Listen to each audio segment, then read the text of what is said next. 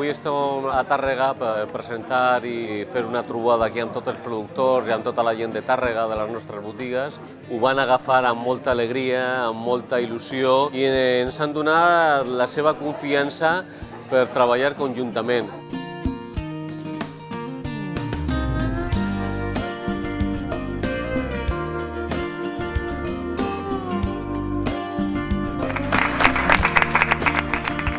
Des de l'Ajuntament de Tàrrega celebrem moltíssim aquesta iniciativa de Capravo. Permetrà, sens dubte, un creixement i un assentament econòmic de les iniciatives empresarials que hi ha al territori. Aproximadament fa un any vam presentar aquesta proposta de Capravo, vam veure que això tenia molt bon futur. Jo crec que és una bona col·laboració entre el Capravo i, en aquest cas, l'administració. Aquesta iniciativa la vam valorar molt positivament perquè era l'oportunitat d'atensar les grans àrees de consumidors dels nostres productes.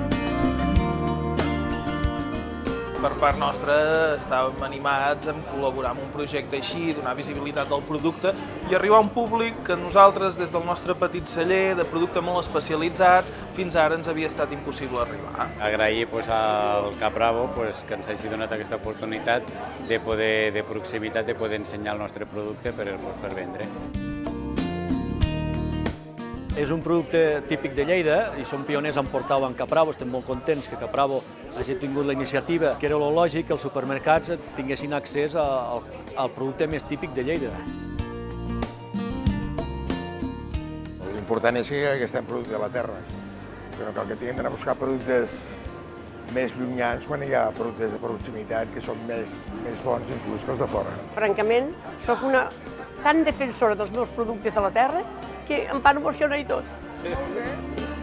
Moltíssima gent està molt contenta de comprar el producte local, producte d'aquí de la terra, producte de Cervera, producte de la Conca de Barberà, producte de Tàrrega.